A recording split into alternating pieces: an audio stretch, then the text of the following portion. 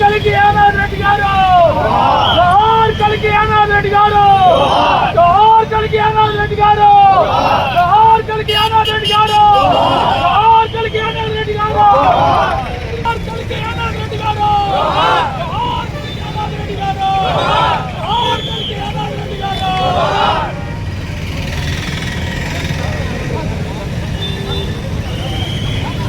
యానాద్ రెడ్డి గారు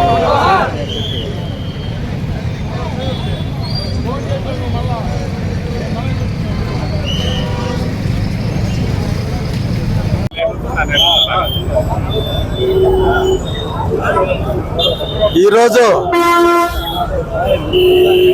కావలిని ఒక గుర్తింపు తెచ్చి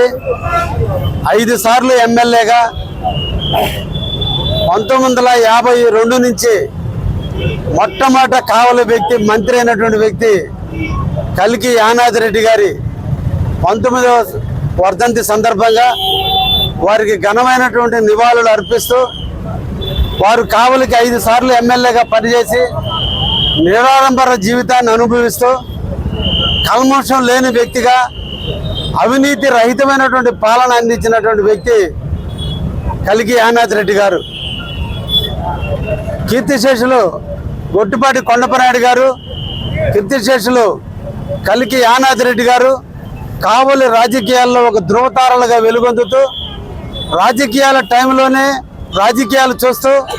మిగతా తప్పుడు వ్యక్తిగత కక్షలకు ప్రాధాన్యతలు ఇవ్వకుండా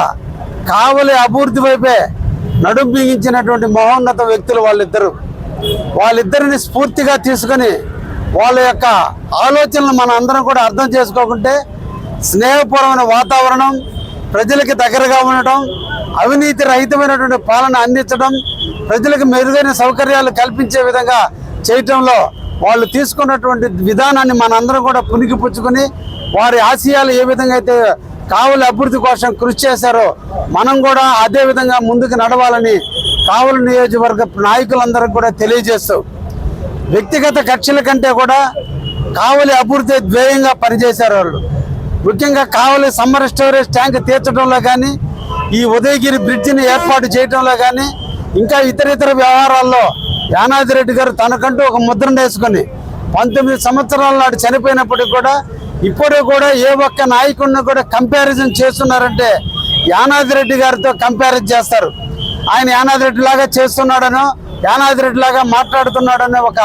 ఆలోచన ఉంది అంటే ప్రజల్లో యానాద్ రెడ్డి గారికి ఉన్నటువంటి ఆదరణ అంత గొప్పది. అటువంటి మహానుభావుడికి ఈరోజు ఆయన వర్ధంతి రోజున ఆయనకి నివాళులు అర్పించడం నిజంగా అందరూ కూడా బాధాకరమైనటువంటి పరిస్థితి అయినప్పటికీ కూడా జీవితంలో ఆయన ఆశయాలని అందరినీ కూడా త్యాగం చేసినటువంటి వ్యక్తి. అటువంటి వ్యక్తికి నివాళులు అర్పిస్తూ ముగిస్తున్నా. Thank you.